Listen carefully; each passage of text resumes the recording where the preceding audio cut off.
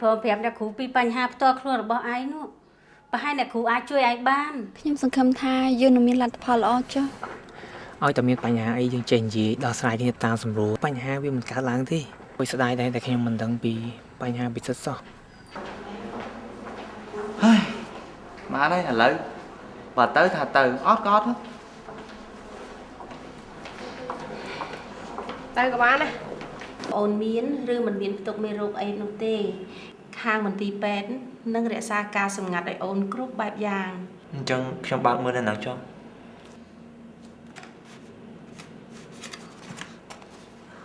អ្នកគ្រូជួយមើលខ្ញុំតិចទៅ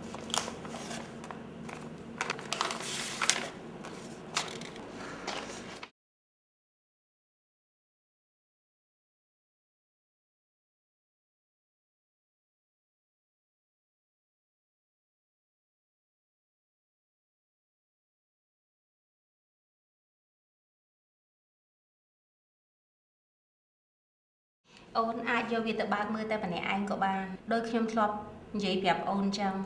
បើសិនជាប្អូនមិនចង់ឲ្យអ្នកផ្សេងដឹងពីលទ្ធផលនេះទេក៏ស្រេចតែប្អូនដែរ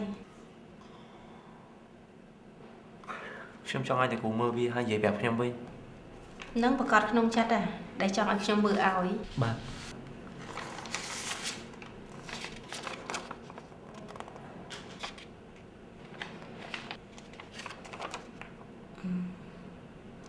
លទ្ធផលគឺ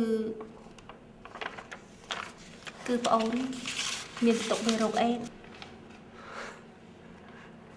ខ្ញុំមិនជឿអ្នកគ្រូនិយាយកុហកខ្ញុំមិនអាចកើតអេដបានទេខ្ញុំមិននិយាយកុហកអូនទេអ្វីក៏ប៉ុន្តែអូនមានផ្ទុកមេរោគអេដមែនតែអូននៅតែអាចធ្វើការបាននិងចូលរួមរៀនសូត្របានដូចគេឯងអញ្ចឹងណា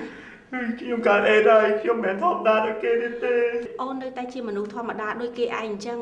ឲ្យតែប្អូនព្យាយាមថែទាំសុខភាពរបស់អូនឲ្យបានល្អ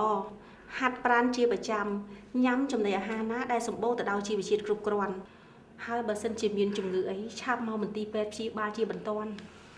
ហើយថែសារសុខភាពបានកាយទៀតទៅបើគុំខ្ញុំមកស្លាប់ដោយសារជំងឺនឹងដែរឡើងដូចខ្ញុំធ្លាប់និយាយប្រាប់អូនអញ្ចឹងសូមអូនកុំអស់សង្ឃឹមខ្ញុំគ្មានសេះសល់អីទៀតទេមិត្តភក្តិបងប្អូនច្បាស់ជាឈប់រាប់អានខ្ញុំជាមិនខានអូនដឹងដោយរបៀបណាចុះមិនក៏អូនមិនព្រមគិតផងថាពួកគេទាំងអស់គ្នានោះនឹងគ្រប់គ្រងប្អូនហើយនឹងលើកទឹកចិត្តប្អូនផងទៅ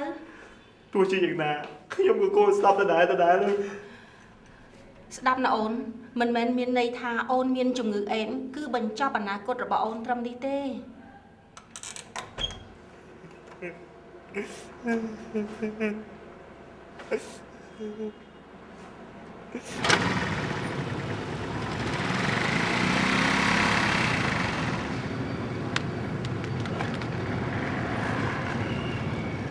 ទៅយកលទ្ធផលតេស្តឈាមឲ្យនៅ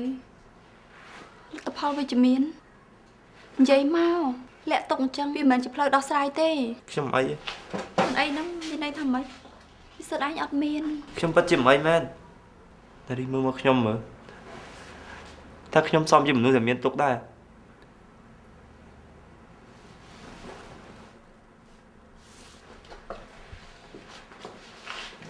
ធ្វើខ្លួនដូចជាគ្មានរឿងអីកើតឡើងអញ្ចឹងចុះកញ្ញាគួរតែដឹងរឿងនេះដែរនាងមានសិទ្ធិនឹងដឹងសិទ្ធិឯងផាយយល់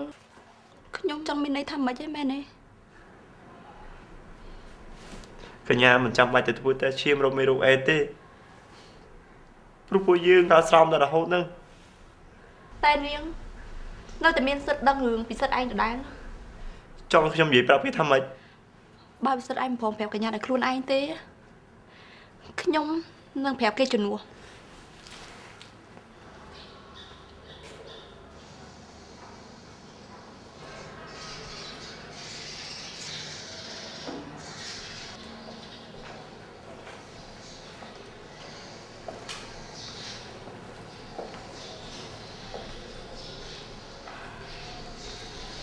កញ្ញាខ្ញុំចង់បានអីត្រូវការស្អីមិនក៏មិននិយាយមក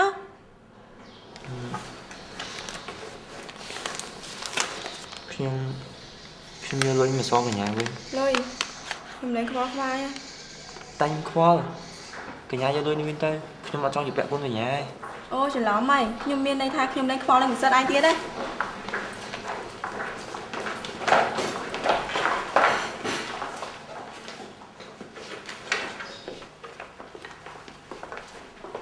តែទៅចេញរីហ៎ ទៅមែនចាណា លោកមិញខ្ញុំកេងតែមិត្តភក្តិ មិត្តភក្តិណាមួយឬមកក៏រៀនជាមួយយើង អីក៏ដេញតាមខ្ញុំហ៎ម៉ែកំពុងតាមដានខ្ញុំហ៎អញ្ចឹងខ្ញុំប្រហែលជាត្រូវតាមដានម៉ែវិញហើយមើលទៅ បងមិនមែនចង់តាមណាទេតែកុំឲ្យបងដឹងថាអូនឯងចាប់ទេបានណាបានទេ ខ្ញុំនិយាយលេងតែបើបងឯងចង់ទៅអង្គុយចិត្តណារីក៏មិនអីដែរខ្ញុំប្រាប់អ៊ំវិញ កុំបង្កបញ្ហាច្រើនពេក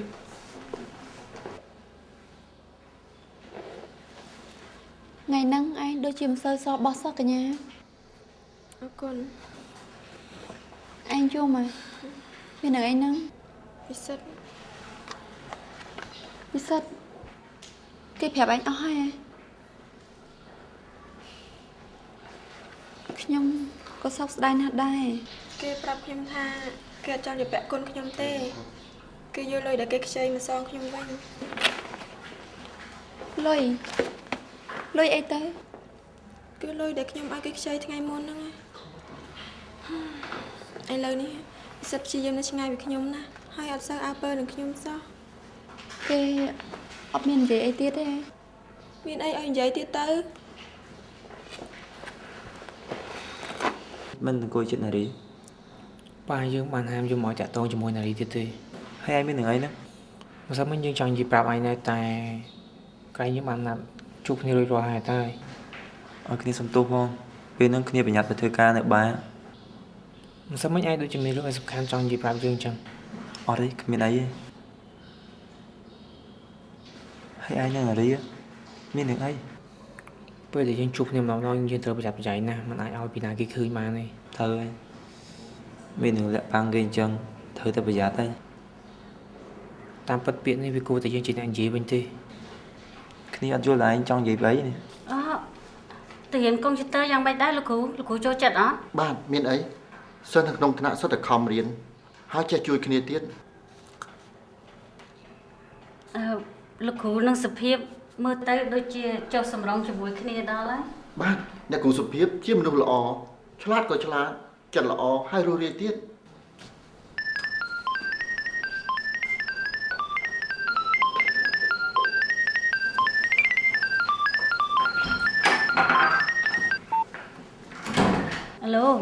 ឡូផាណាខ្ញុំសុភាពថ្ងៃនេះខ្ញុំចង់ញ៉ាំបាយជាមួយឯងនៅសាលាយ៉ាងម៉េចដែរថ្ងៃមុនខ្ញុំខំហៅឯងមកញ៉ាំជាមួយតែឯងថារវល់ណាស់មកមិនបានទេ គ្នារវល់តែអញ្ចឹងតែថ្ងៃនេះគ្នាចង់ញ៉ាំបាយជាមួយឯងណា ចង់ញ៉ាំជាមួយខ្ញុំតែម្នាក់ទេ ចុះមានអ្នកណាទៀត ខេងចង់ជួបលោកគ្រូសិទ្ធីដែរ អូមែនហើយការពិតទៅខ្ញុំមានរឿងខ្លះចង់និយាយជាមួយគាត់ដែរ ចឹងតា មិនឯងនិយាយអញ្ចឹងថ្ងៃនេះឯងទំនេរញ៉ាំបាយជាមួយគ្នាអត់ អូអត់ទេខ្ញុំរវល់ណាស់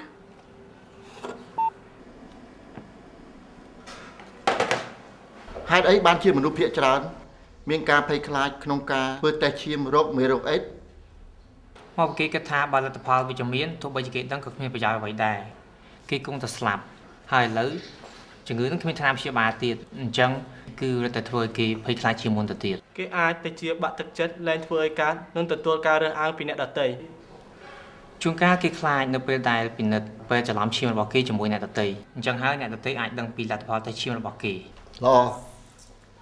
ចុះក្នុងនាមយើងជាពេទ្យម្នាក់តើយើងត្រូវធ្វើយ៉ាងម៉េចដើម្បីឲ្យគេយល់ពីបញ្ហាធ្វើតេស្តឈាមណារី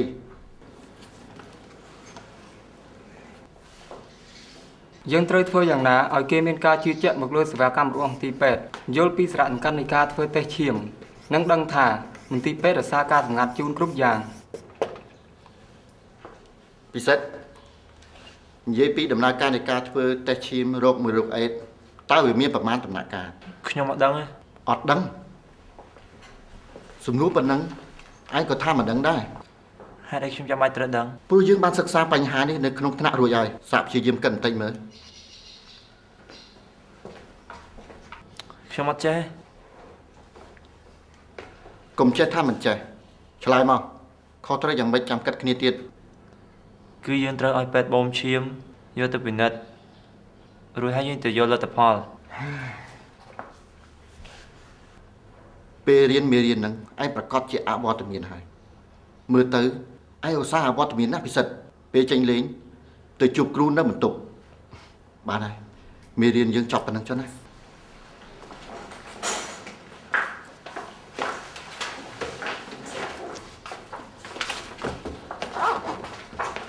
ល្ងងណាមិនគឺខ្ញុំទៅចាប់អារម្មណ៍មនុស្សបែបហ្នឹងណា ឯងកុំទៅខឹងនឹងគេអី មិនឲ្យខឹងមិនឯងមើលគេទៅគេចាត់ទុកខ្ញុំដូចសម្រាមអញ្ចឹង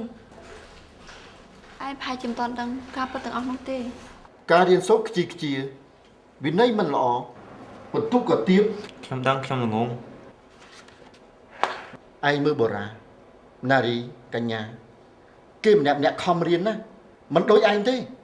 មិនក៏មិនយកតម្រាប់កម្មគេខ្លះផងទៅ ខ្ញុំជាសិស្សមិនល្អខ្ញុំចោលមិនសៀត ឯងមិនមែនមិនល្អទេហើយមិនមែនចោលមិនសៀតទេដែរតើស្អីទៅដែលធ្វើឲ្យឯងធ្លាក់ទឹកចិត្តយ៉ាងហ្នឹងឯងពិសិដ្ឋ មកពីខ្ញុំរវល់ធ្វើការនៅបាហើយខ្ញុំខ្សែគប់ជាមួយមិត្តភក្តិមិនល្អទើបការសិក្សារបស់ខ្ញុំវាធ្លាក់ចុះអញ្ចឹង ហើយឯងបង្ងើយកតើនឹងការសិក្សាឯងអញ្ចឹងហ៎ ចុះឥឡូវខ្ញុំខំបង្រៀនវិញតាខ្ញុំខំប្រឹងព្យាយាមមើលមេរៀនទៅប្រហែលតែខ្ញុំមិនបានមករៀនទៀត ឯងមើលណាត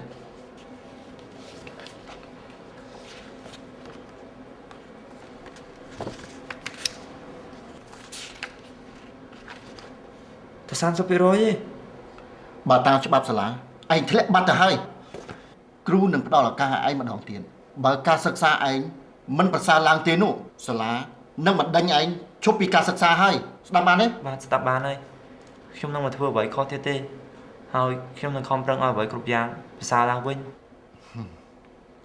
កុំបានតែមាត់ត្រូវធ្វើផងគ្រូនឹងតាមសង្កេតឃ្លាំមើលសកម្មភាពឯងគ្រប់យ៉ាង បាទ ជើញចូល អត់តអ្នកគ្រូតំណេទេ ចូលមក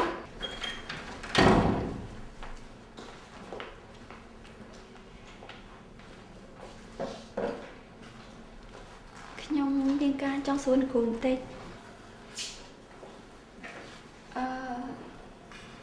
តើមនុស្សយើងម្នាក់គេមានប្រតិកម្មយ៉ាងម៉េចខ្លះនៅពេលដែលគេដឹងថាខ្លួនគេមានទុកមេរោគអេដ អត់មានប្រតិកម្មអីដែលជាក់លាក់ទេហើយផ្លូវដែលជួយក៏មិនដូចគ្នាដែរអ្នកខ្លះទទួលបានតែពីដំបូងទេបន្ទាប់មកក៏បាក់ទឹកចិត្តបន្តិចម្ដង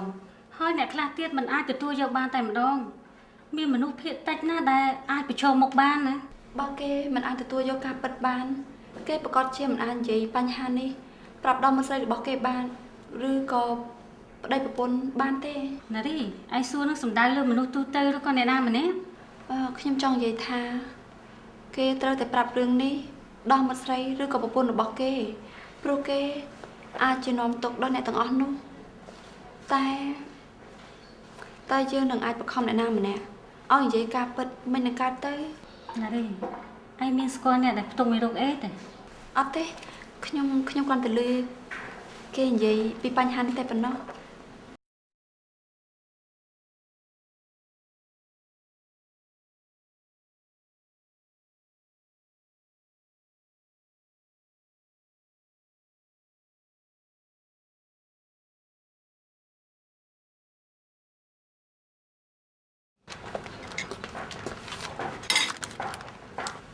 មិនក៏ពិសេសឯងជួយចិត្តធ្វើអីឡាប់ឈួតម៉េះខ្ញុំប្រាប់ប្រហែលដងហើយតែខ្ញុំមិនចង់បានអីពីពិសេសឯងទេ បើមិនចង់បានលុយយកចាយយកធ្វើបុណ្យក៏បានដែរ បានហើយយើងមានពេលសម្រាប់តែមួយផ្លែតកុំចំណាយពេល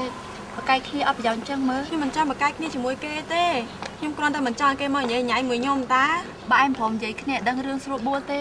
បញ្ហាវានៅតែមានម្ចេះចាប់ម្ចេះហើយអញ្ចឹង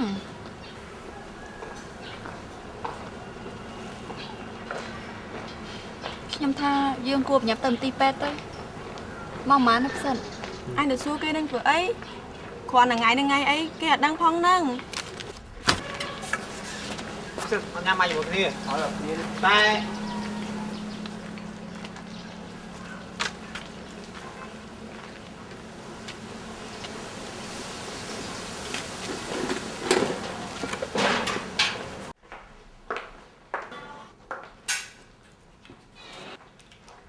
លេខឆ្នាំតាមចាំជាអ្នកអស់ទៅចាំជួបខ្ញុំម្ដងទៀត ចា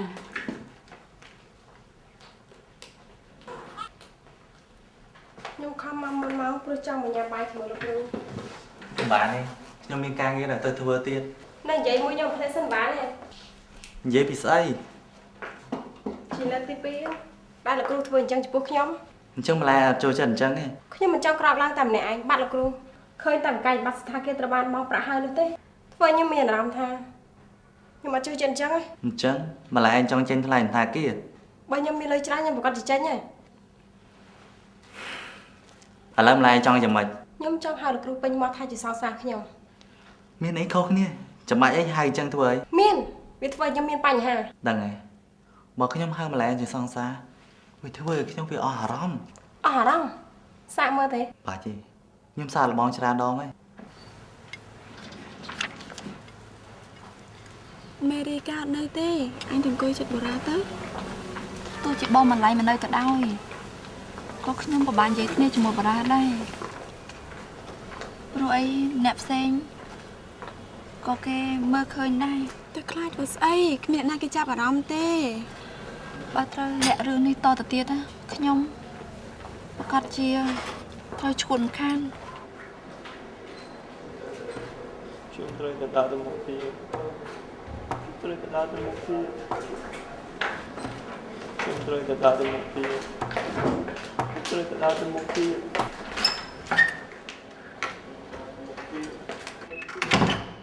ពិសិដ្ឋខ្លួនឯងធ្វើអីហ្នឹង អត់មានអីអ្នកគ្រូ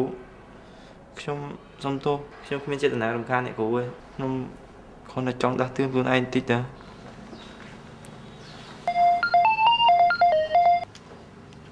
ខ្ញុំនៅចិត្តនេះហេបាច់ងាកមកមើលខ្ញុំទេធ្វើដូចជានិយាយជាមួយប៊ីងបូរ៉ែងទៅ បាទមីង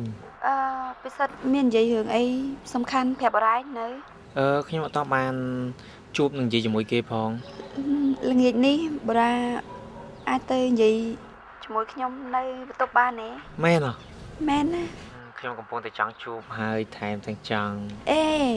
កុំភ្លេចថាបូរ៉ាឯងកំពុងតែនិយាយជាមួយមីងណា បាទចាំខ្ញុំប្រាប់ប៉ាឲ្យទៅជួបម៉ោង 5 តែវាពិបាកមិនទៅតែធ្លាប់និយាយជាមួយគ្នារាល់ថ្ងៃហើយមិនអាចនិយាយជាមួយគ្នាចឹងបានទេ ថមសិនទៅ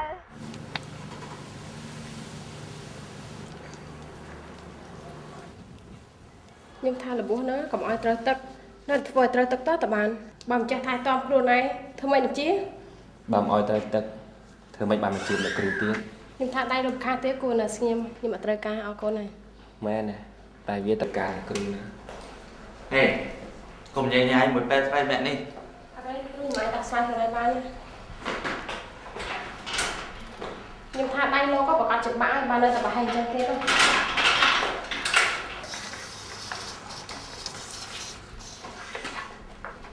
ក្នុងនាមយើងជាពេទ្យពេលខ្លះ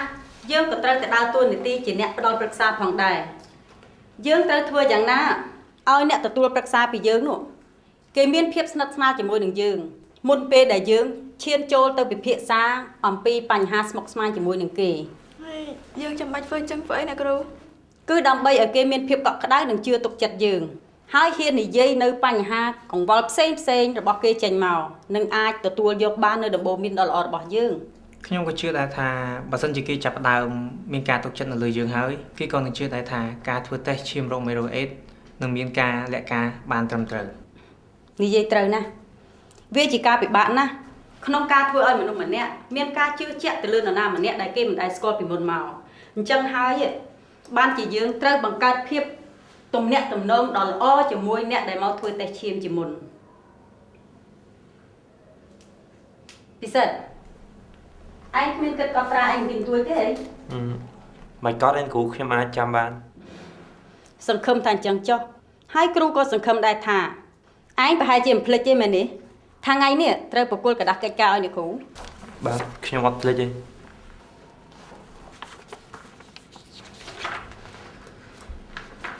ល្អណាស់សង្ឃឹមថានេះគឺជាការចាប់ផ្ដើមថ្មីរបស់ឯងចុះ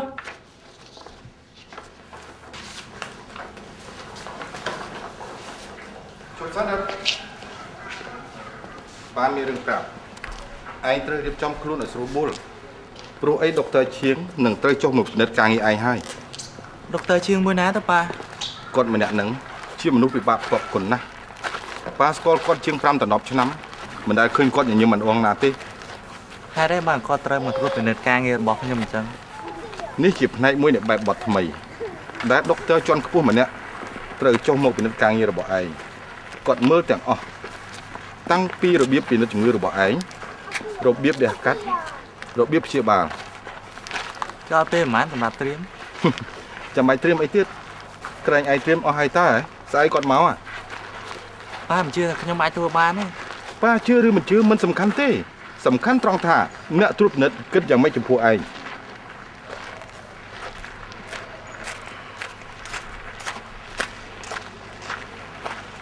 ម្លាយចង់ញ៉ាំបាយនិយាយពីអ្នកខ្ញុំណា ខ្មោចចេញទៅអារម្មណ៍ល្អមែន គ្មានខ្មោចចេញខ្មោចចូលទេមកvớiខ្ញុំចង់ទៅញ៉ាំបាយជាមួយម្លាយតាឬក៏មិនចង់ញ៉ាំបើមិនចង់ញ៉ាំយើងនឹងធ្វើអីផ្សេងដែលគូសង្សារគេធ្វើជាមួយគ្នា សង្សារគេធ្វើដាក់គ្នាមិនអញ្ចឹងមិនបានមិនដឹងមកពីលោកគ្រូដៃមានសង្សារមែនទេ អូសង្សារខ្ញុំរាប់រយហ៎ ហើយមួយណាបានជាប់លើសពីមួយអាទិត្យទៅ ពីមុនមិនមែនតែមួយអាទិត្យទេគឺមួយខែ ពីកាល តាំងពីខ្ញុំអាយុ20ឆ្នាំមកម៉េច បានហើយចឹងខ្ញុំទៅក៏បានដែរតែនេះមកពីលោកគ្រូធ្វើខ្ញុំសើចទេ អ្នកគ្រូធ្វើបានហើយនេះ ចាបងសមេតគាត់ប្រកាសជាភ្ញាក់ផ្អើលហើយបើសិនជាដឹងថាខ្ញុំមកធ្វើបានល្អអញ្ចឹង ខ្ញុំថាមិនអញ្ចឹងទេគេគួរតែដឹងថាប្រពន្ធគេឆ្លាតប៉ុណ្ណាហើយនិយាយចឹងអ្នកគ្រូការយូរហើយមិនក៏មិនទាន់មានក្មេងៗគ្រាន់តែបលែងលេងអញ្ចឹង បងសមេតគាត់ចេះតែថាមិនទាន់ចង់បានហើយណាមួយពួកខ្ញុំទាំងពីរនាក់មានការងារធ្វើរវល់រៀនមានខ្លួនហ្នឹងធ្វើទៀតទៅ ឃើញទេអ្នកគ្រូមានលក្ខណៈជាម្ដាយម្នាក់ល្អណាស់តឹងរឹងតែយុត្តិធម៌ គ្រូកាយនិយាយលេងណា អូធ្វើដល់ណាហើយ អូនេះកំពុងតែធ្វើឲ្យលោកគ្រូ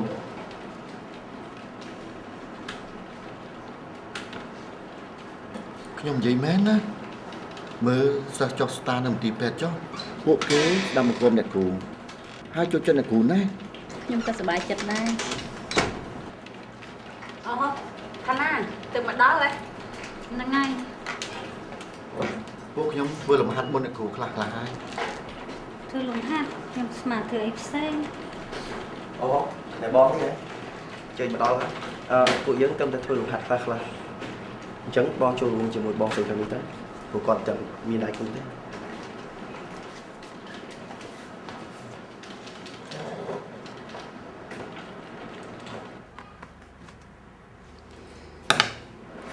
ខ្ញុំបង្រៀននៅនឹងព្រោះចង់ចេះផ្ញើអ៊ីមែលទៅឲ្យកូនប្រុសខ្ញុំដែលធ្វើការនៅអាមេរិក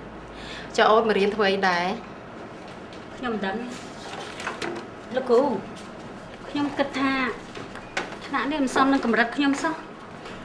ខ្ញុំគិតថាអញ្ចឹងដែរហើយខ្ញុំជាឆ្ងល់មិនបានបងឯងមកចុះឈ្មោះចូលរៀនថ្នាក់នេះប្រហែលជាបងឯងមិនដឹងថាថ្នាក់នេះសម្រាប់កម្រិតតែថ្នាក់ដំបូងហ្នឹងមើលទៅ អូប្រហែលខ្ញុំច្រឡំហើយអញ្ចឹងថ្នាក់ខ្ពស់ជាងនេះនៅខាងក្រោមមែនទេលោកគ្រូ បាទ អញ្ចឹងខ្ញុំគ្រាន់តែចុចលើហ្វាល់ហ្នឹងទៅបានហើយ រួចចុច delete នេះទៅវាហើយ ខ្ញុំចុចហ្នឹងអូយ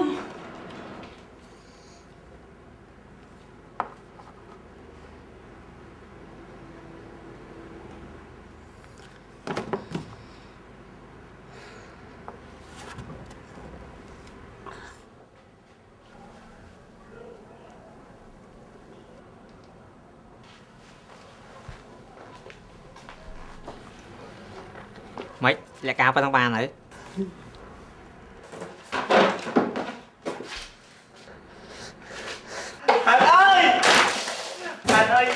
ចូលមកក្នុងសិនមក ចូលតាមពួកអីហ្នឹងហ៎ កុំអី ดูសសំឡេងហ្នឹង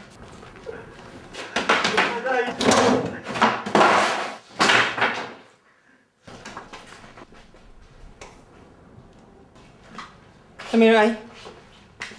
ប្រាប់យើងមកមិនមកបន្ទប់ទៅជាអញ្ចឹង មិនបានប្រាប់គេទៅ សិតឯងត្រូវតែប្រាប់បដាដល់ខ្លួនឯង ណានេះប្រាប់ខ្ញុំមកមានរឿងអី ai đây mình prong prap nhom lẹ nhom tới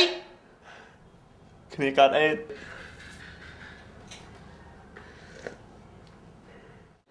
ខ្ញុំនិយាយកិច្ចការសាលាជាមួយបូរ៉ាទេមិនលោកគ្រូលែងជឿជាក់លើខ្ញុំទៀតហើយមែនទេ ខ្ញុំគិតថាអ្នកគ្រូមិនដោយអស់អារម្មណ៍ហោះហើរបាត់ទៅហើយ លោកគ្រូមិនបាច់បញ្យល់ខ្ញុំទេខ្ញុំនៅខាងលោកគ្រូស្រាប់ហើយ អ្នកគ្រូមិនគិតថាខ្ញុំគ្មានធម៌មេត្តាដាក់ពិសិដ្ឋទេ មិនក៏លោកគ្រូគិតអញ្ចឹង គឺអាថៅដៃនិមលអី ដៃនិមល តែគាត់ស្លាប់បាត់ហើយតា លោកភាសាទឹកតែសិនណា ខ្ញុំផឹកទឹកតែអស់75កែវហើយ ខ្ញុំចង់ជួបដុកទ័រក្មេងម្នាក់ដែលធ្វើការនៅទីនេះគាត់ដូចជារៀងខ្ពស់សង្ហា ជួយផងជួយផងឡើងបាត់ រឿងអីមែន ស្អីហ្នឹងមានរឿងអីហ្នឹងចោលផ្ទះ